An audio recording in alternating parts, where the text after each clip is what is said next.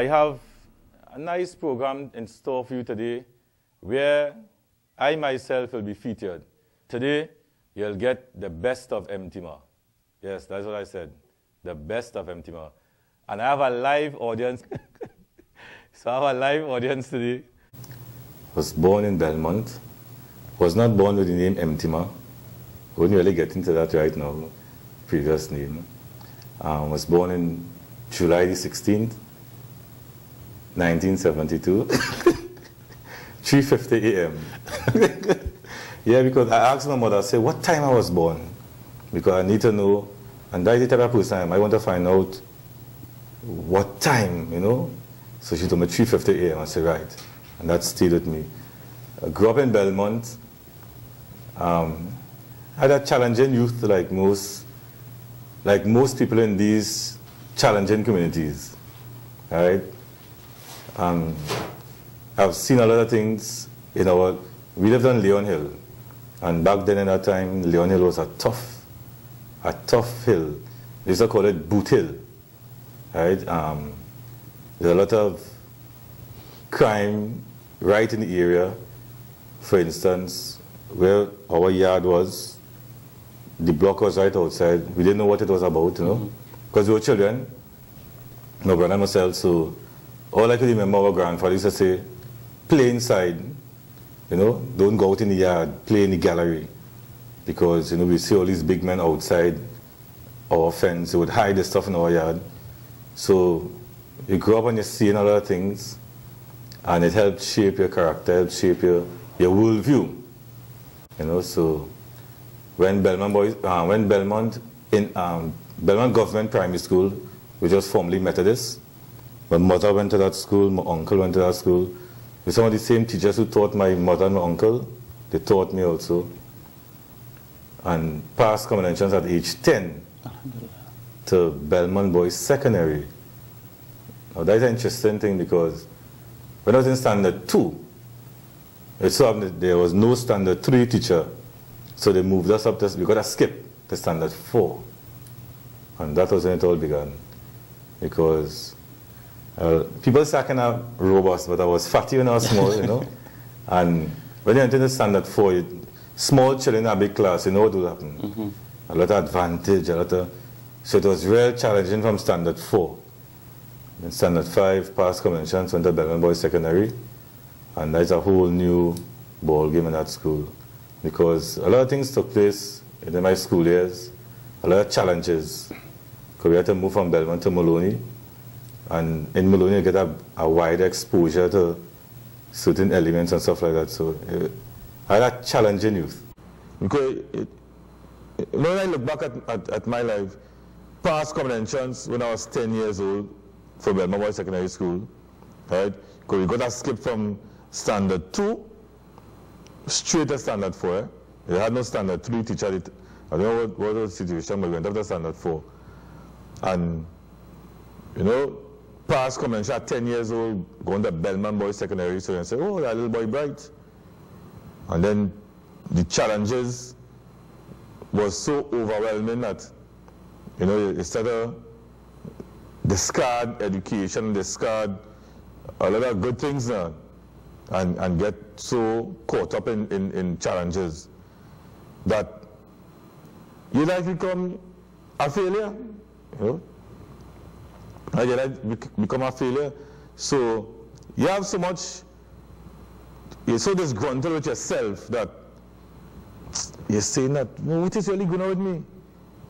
And I think that at the point in time you just get all the messages.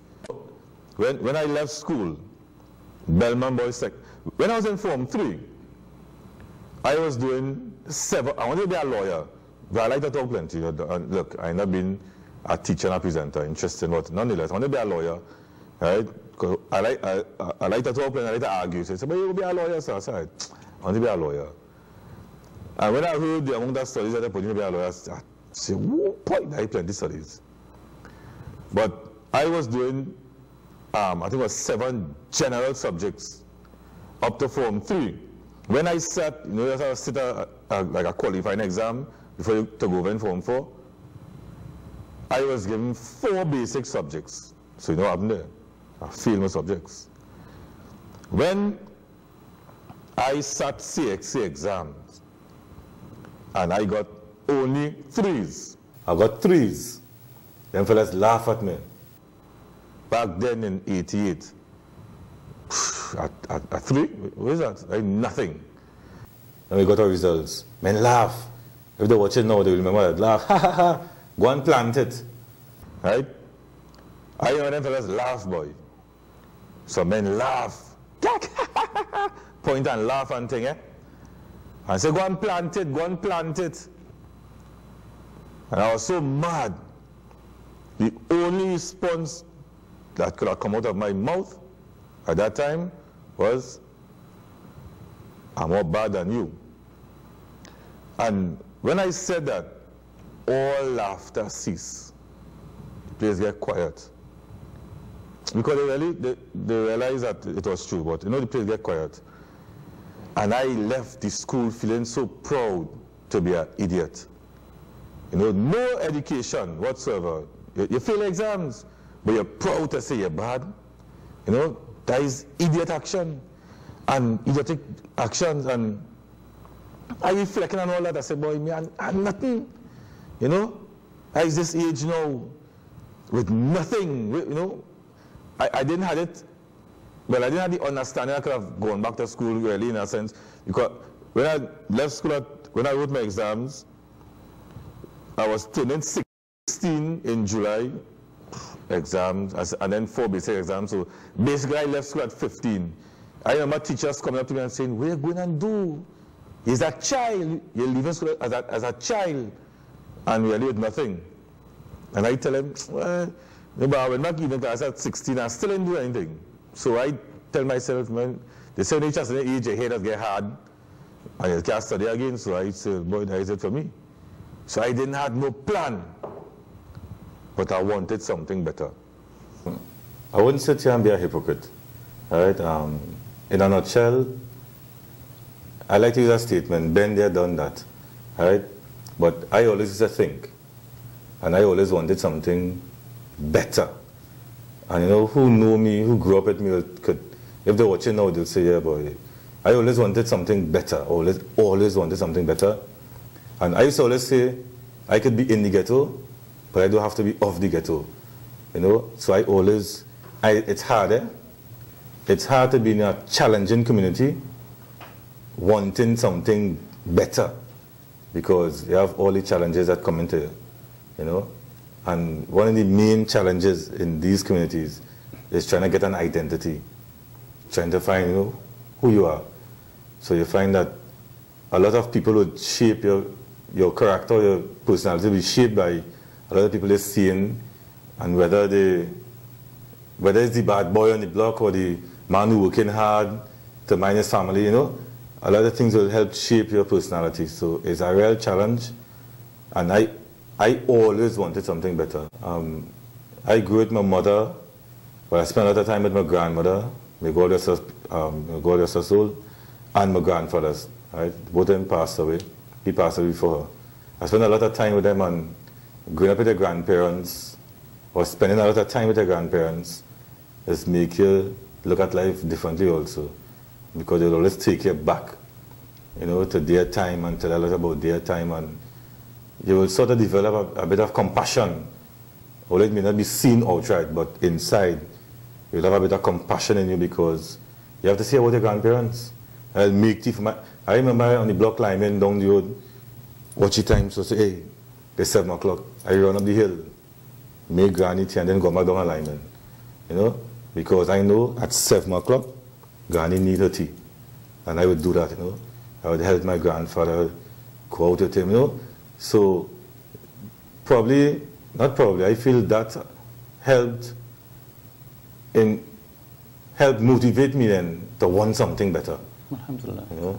And in 1992, I was going Serval, and we attended a field trip in Mova, in a place called African Associations. When you're in school, everybody have a little small clique like now. You have little groupings in school. And we had our little grouping, and we went on this field trip, because every Friday is on a field trip.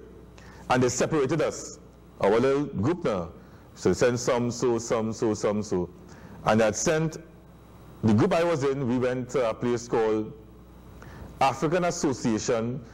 I was always fascinated about African history, pyramids and the fair, you know, all the different things that surround African history.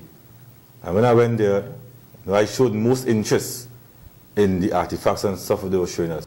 And you can't talk about Africa historically, and even now, and don't encounter Islam. But in the field trip, I tell any woman, I don't like my name, because I never liked my name. I used to vex with my mother, forgive me that name. I said, why you have to give me that name, boy? So I told the woman, I don't like my name. She said, what is your name? I told her. But I didn't like my name at all. So when I went to African Association, I told the woman, I want to change my name. So she asked me for my qualities, so I told her what my qualities are. At least I told her what people say, what people say about me now. I told her people say, you know, they find out about good heart, and I care about people, and they find that,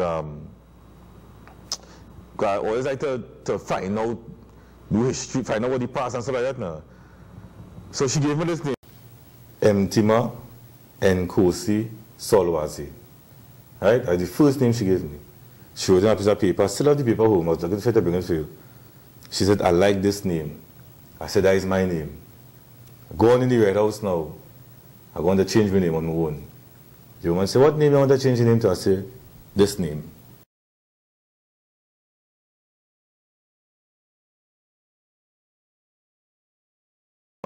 What did you mean? I said, I can't pronounce it to get here. The woman on me, she said, but go, what's your name now? I said, so and so. That's a nice name, and she on me. Why would you like to change your name? But I couldn't pronounce it anyway. I really couldn't pronounce it. I didn't know what. Because it's spelled M-T-I-M. I didn't know what is that. All right. Yeah, that is 92. I still have the paper. It's well old now, eh? And I kept that paper with that name. Don't know how to pronounce it. Dawood on the hill all the time there. I never thought of going to Dawood and asking him, Dawood, how to pronounce this name. And when Allah decide now is the time. Now when you ready now, when Allah ready. Now is the time. I just took up this paper, went to Dawood, I said, Dawood, pronounce this name. Dawood said, Mtima Solwazi. I said, call me that from today. That is my name from today. And that is very, very interesting. So Mtima Solwazi. Mtima means heart, and Solwazi means knowledge. But Bilal Abdullah told me that Nkosi, that was Shaka Zulu's name. Kosi Amakosi. He used to call himself King of Kings now. And that is not a nice title to have. But so I had no middle name. So it was just Mtima Solwazi. And Hassan, Anabele, Maulana Hassan Anabele, he used to always call me Abdul Ghani. I said, that is not my name. Yeah, who's your name? I said, Mtima. Yeah, so why is it called Abdul Ghani? You look like an Abdul Ghani. I said, well then, that is my name. I said, yes. So that is my name now, Mtima Abdul Ghani Solwazi. And, you know, everybody I feel had contributed to Mtima Abdul Ghani Solwazi. So basically, you know, mine ran back to when he was small. Every Sunday morning, Jim Reeves, you know, and Ghani will play it loud, you know, all the Jim Reeves songs. And you can't touch that, the 8-track record, player now. And she'd run her Jim Reeves, and we used to go to church at Granny Sunday School. Granny was an active member of the Salvation Army. So yeah, telling you, all in Granny we go in Tobago. You know, Granny taught us all about. So, you know, that probably had that foundation, you know. I was christened in the Anglican church. We attend Anglican church, you know, we did confirmation. You know. I remember, yeah, we used to go to church every Sunday, boy. Yeah, I know, checking out. Every Sunday, my mother sent us to church, in the Anglican church, with my cousins. And then, like, I think it's Monday nights, Granny will have Salvation Army meeting or something, so we will attend with Granny. Church was an integral part. You know, checking us. So we grew up with this spiritual base. And where I'm saying that is really important, because I say man does plan, but God is the best of planners. And it's good to have a base, a spiritual base for your children. At least they could fall back on. So I baptized, I went on the ground, right? I attended those little, the Pentecostal church. I was searching, but the foundation was there. So, you know, we go through the routines. We like Christian, we went confirmation, and we had this constant involvement in spirituality, right? As I say, it helped a lot. As I say, unfortunately, been there, done that, no need to repeat. I was a victim of unfortunate circumstances, living in a deprived community. But all in all, I always wanted something better, you know.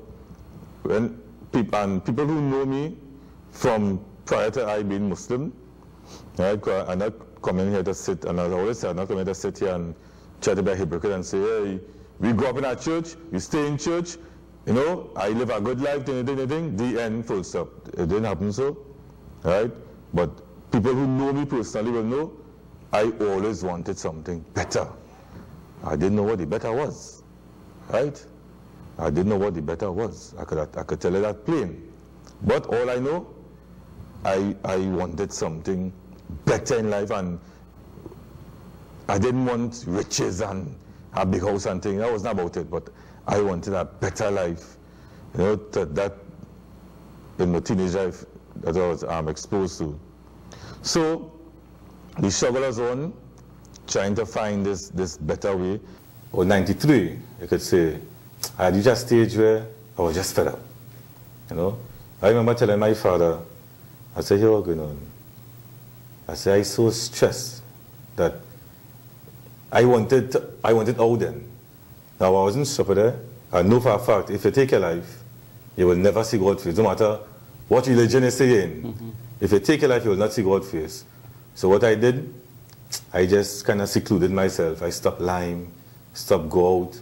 You know, my grandma used to tell me, she said, boy, I never see nobody, I used to stay in my room. I used to stay in my room, come out to use the washroom, whatnot, but just going back into my room. Because I didn't know what, I was just fed up. And I ended up in Toko, right, by a partner. And yes, I was always, if you want to say, spiritual. And, you know, I think I was kind of weird. I was kind of weird. I know they say, oh, Jesus, the wise men saw a star in the east. So, you know, for some strange reason, the east is some kind of focal point in spirituality and religion. So I said, boy, try and go as far east as possible. And I had a partner living in Togo. Around that time, I was going through some severe challenges in tongue. I used to call and say, boy, come up the road now, boy. You know, it's best to come up in Togo and just breathe a little bit now. I didn't want to go and think, but then I decided to happen. But God telling me to come to Togo, so I'm not going up to Togo. And when I went up to Togo, before I go up to Togo, I used to get up in the morning early and pray. I used to always face the east to, on my own. I used to get up and pray, and I used to get up and pray earlier because from small, Gran used to say, may God rest her soul. Gran used to say, don't let the sun rise on you in bed. The sun catches in bed 20 times a day, but I always remember Granny saying, don't make the sun rise on you in bed now. So I always understand that it has some kind of significance to get up before the sunrise. All I tell you is, sun tired your eyes and catch me in bed. Eh? You know, Granny had to pull off shit off of milk and say, hey, get up, I'm here. But nonetheless, I remember she always said that, right? Whether one out every 10 times I catch it, but 9 out of 10 I always remember Granny say, don't let the sun rise on you in bed. And so I would get up now, I started to get more vigorous, and I really trying to find, because after a while I kind of fed up living in the challenges I was living in and facing, I cannot get fed up. And I know for a fact I wasn't going to kill myself, because jump by jump low, I know that if you kill yourself, you ain't seeing God face. And despite all my challenges, I wanted to go to heaven. And if you ask anybody, I give a joke like this, you know, Biggie Small in heaven, Tupac Shakur in heaven, everybody in heaven, no matter how they want to live their life, when they're there, they say, bye, that person going to heaven, I will be there in heaven. I ain't think nobody else really want to go to hell, no matter how challenging the life is, or how, you know, against the norm they live in. Nobody really want to go to hell. I have a kind of strong feeling so I say, boy, that one thing I wasn't doing. I wasn't killing myself, but I didn't know how to remove myself from these challenges. All right, get up early in the morning, pray. I said, get up and stretch out my arms and face the east, and I make up this prayer. So I used to pray, and it's only when I started to practice Islam, I realized the prayer I used to be saying. This is a prayer that I made up, Wallahi. Allah knows it's Allah who guides us. Right? Because your program is why Islam chose me. It's Allah who guides us. You know what I used to be praying? When I was in Toko, I would go along on the beach. I was living in Toko proper, in Power Street. So I'll go along on the beach in Toko. Early, I would say, I want to go along before the sunrise. So I'll go along into the beach. Right? I'll stand up facing the direction where the sun will rise. And we know that is the direction of the east. Mm-hmm. Nobody telling me to decide this on my own. And I'll stand up facing the east saying, O Creator, heavens of the earth and all between, guide me on the straight path. Whatever is the straight path, guide me on it. I used to say that prayer every day. And I was saying that apart from in the morning, going down and praying in the morning, I would go along like during the day and just back on this rock and watch my life then, because I was saying that to me I had nothing. You know, watch the waves and just contemplate on my life and saying, I wasted my life, boy. And just one day I up in Toko, and I on the rock just back and watching the scene and stuff like that, and just contemplating my life, and I decided to get up and leave. So you can say that, yes, spirituality was something with you, even from your youthful years growing up into adolescence and then into a young man. Without guidance, in a mess, you know. People without guidance, you're lost, you know. And all that time I'm going through my challenges, probably trying to find myself and trying to find a purpose, because I will tell you something too. All of us have a purpose in life. We mightn't know it. Unfortunately, some of us has died before we figure out our purpose. But we have a purpose in life, and I, in my own strange way, trying to find my purpose. As I say, I always wanted to be different. I went silver in 92.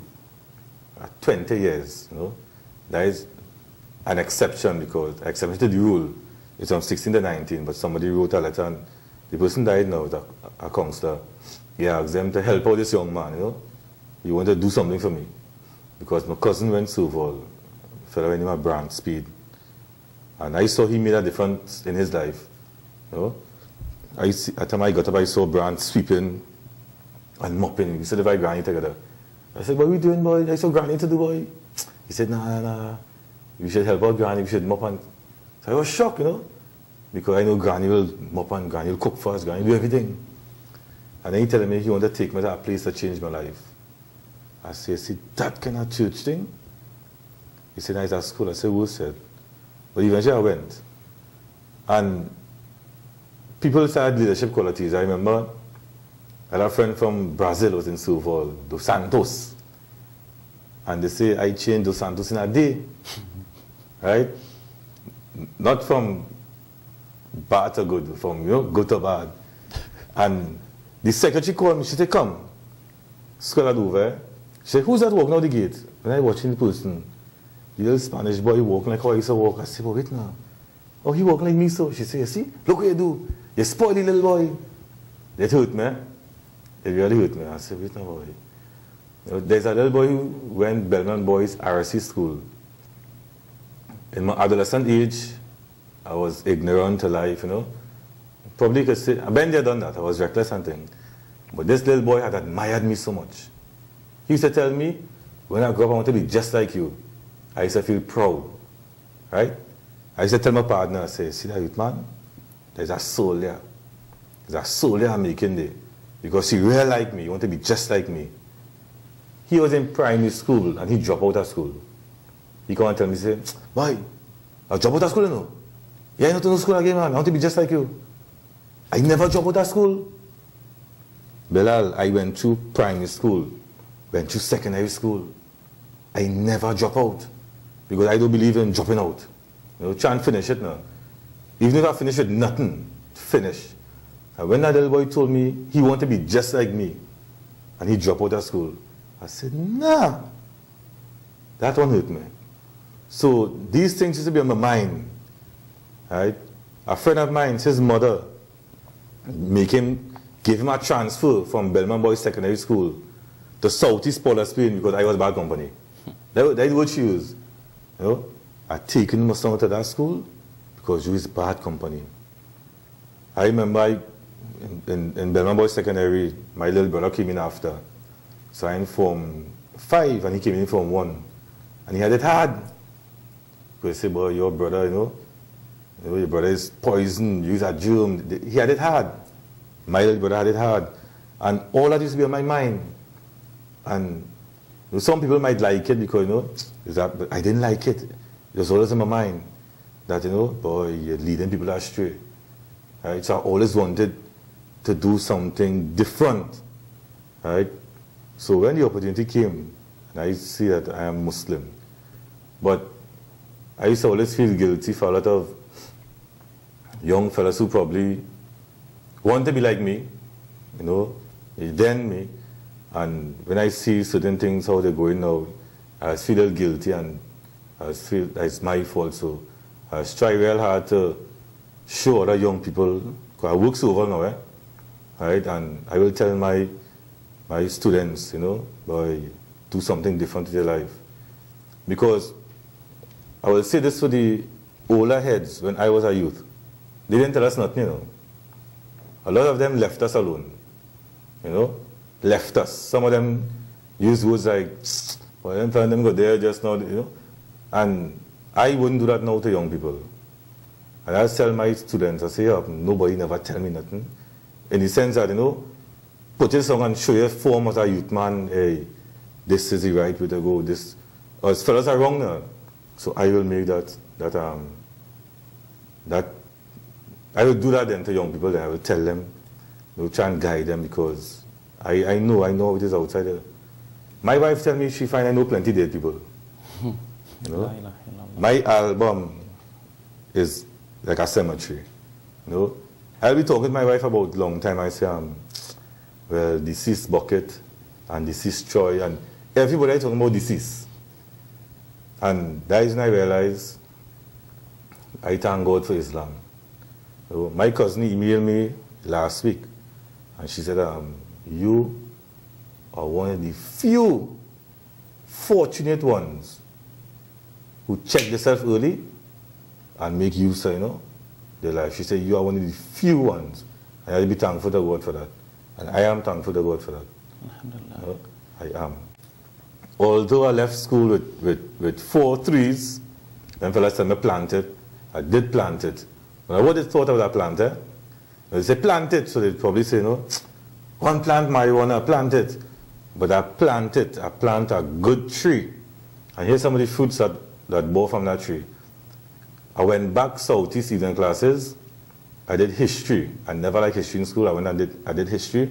Wanted to find out why African people in the state are today. So I did history. To know where you're going, to know who you are, you must know what happened in the past. Don't make no joke with that. I did history. At general, I got a 2. I went civil. I passed my NEC exams. Well, I got a B.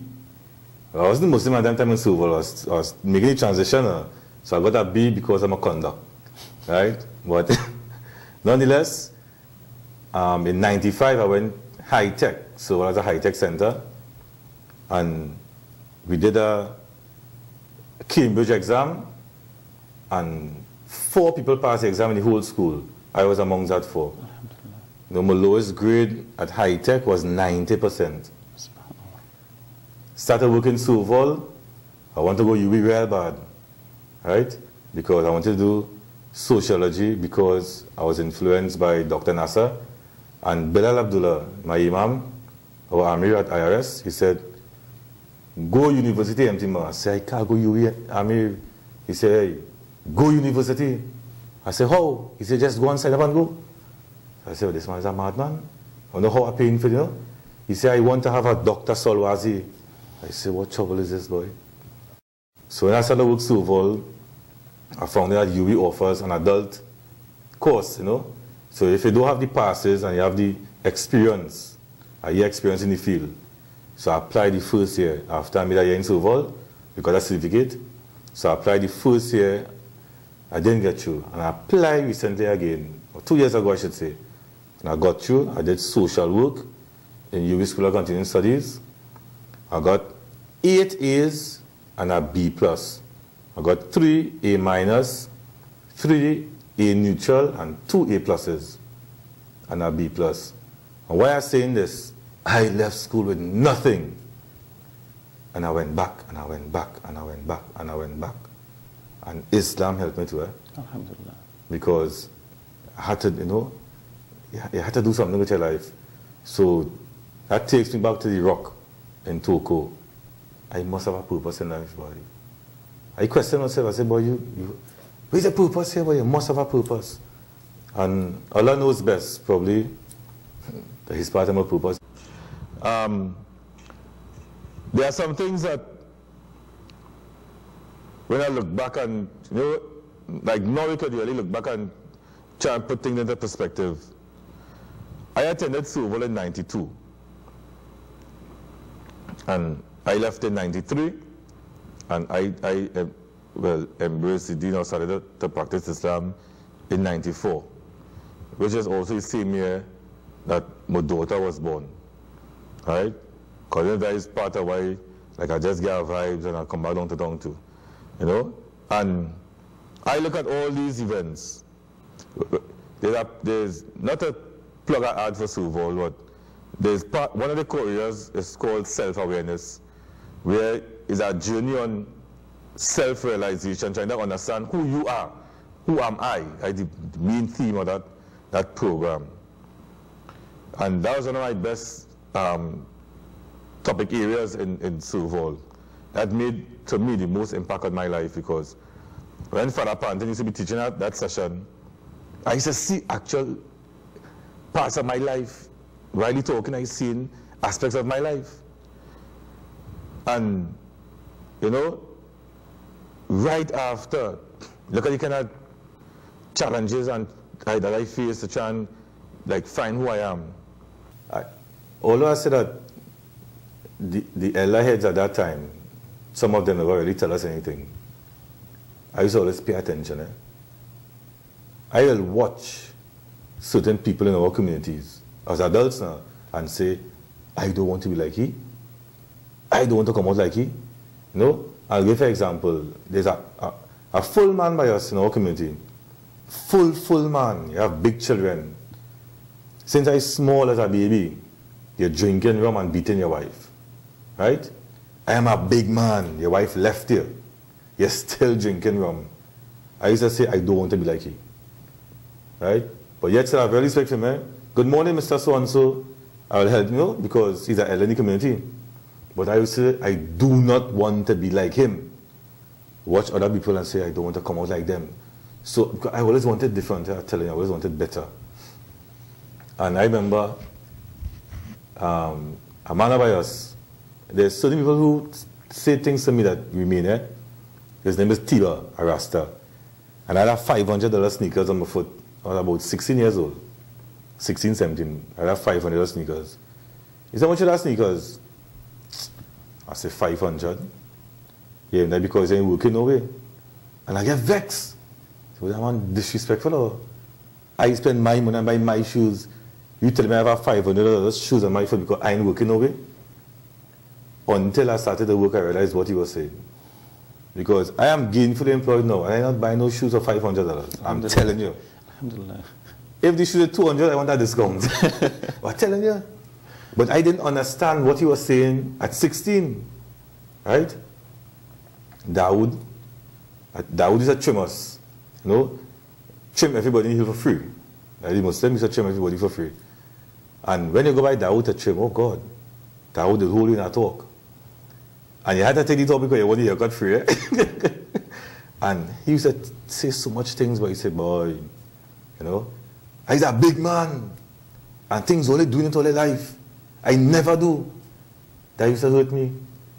For a big man to say, he's a big man, and things that we doing, he never did in his life. I used to feel real shame. But I never let Dawood know. Eh? I used to feel real shame. Right? My barber, Kato. Right? Kato, I trimmed Kato for years. And when I go and trim my Kato also too, Kato will talk to me. Right? And course on Kato. Screw, boy, you know. But I listen to what he's saying because it's making sense to her. Right? Our next guy from Maloney, a man from Maloney named Sammy. Our next Rasta. I remember night, Sammy and myself, we looking over the banister, and deceased Weasel, he was the leader of the then Young and Restless. It was a night, and he was standing up in the dark, and a police vehicle passed, an unmarked police vehicle, and Weasel stooped down to hide now. But them days, Weasel wearing a troop. Troop now come out here, you know the troop sneakers. And here the word Sammy used. Sammy said, boy, I will ever be a bad man. I dressing up nice and nobody can see me. And it made sense. And I said, wait now, boy. It making sense. You know, you want to be a bad boy, but you want to dress up nice. But nobody can see because you're in the dark hiding. You know? And so these things used to always be on my mind. And I don't have to be a rocket scientist to make a choice if I want to, you know, live that life or live a life where I could walk down there and don't have to look back. You know? I could cross any border. Alhamdulillah. The fellows living in Sinwabs cannot go down by the gas station or vice versa. I could walk anyway. You know? I just studied, boy, them fellows see me, they will bore my skull, you know, because I never wanted that life. And I will make a strong effort to want something better. You know, I'm telling you. Well, just being myself, you know, I try to be real at all times. I try not to lie to people. Like I wouldn't come here and just pull stories out of a hat to sound pretty, because when people searching and when people really looking for some sort of solution and you lie to them, it just make it worse. Eh? You know, so I try to be real with people. What you see is no, it's where you're getting at, you know, so hey, Mtima, you shock me, you know. There's no surprise and things like that. And I want to say this. Islam has made me aware of a lot of things, you know, about myself, about the true nature of God, you know, because when I look back to the past, I say, right, at least I was kind of on the right road now, you know. So it made me realize the true nature of God, made me realize my responsibility.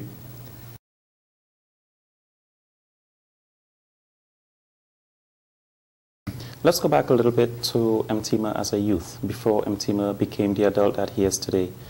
And, you know, what sort of person was Mtima was? And what was Mtima's name before he had this name Mtima? Was he always Mtima? Or was it upon his reversion to Islam that he chose this name? And, you know, let us know a little bit about Mtima. So our viewing audiences who have gotten so fond of your program, Cultural Expression, can now understand and appreciate the true person behind the Mtima that they see on the IBN screens every Sunday morning. Now, Mtima Solwazi. Who is Mtima? Poet Mtima. You all see him every Sunday on IBN Channel 8 from 1 p.m. to 2 p.m. Well, I started writing poems at a tender age of 16. It was tender. Right? Back in those days, you know, a lot of my poems centered around matters of the heart. And when I discovered that I had this gift of writing poetry, I moved away from matters of the heart and I started to deal with topics and issues that affect us in society. In 2001, I made a bold step, a very bold and brave step, and I published a book entitled Reflections, a compilation of poems by Mtima Solwazi. Now, in this book, you have a lot of my emotions, my expressions that I put on paper. The foreword in the book was written by Dr. Nasser Mustafa, and the message was written by Bilal Abdullah of the Islamic Resource Society. This book there are 3 sections in this book. One is reflections on the Creator, because from time to time, poets, we reflect on nature, we reflect on things that would, in our opinion, our view, bring us closer to the Creator. Our next section is called Reflections from Within. These are all matters of the heart. And the other one is Reflections on Life, where I looked at issues that affect us in society.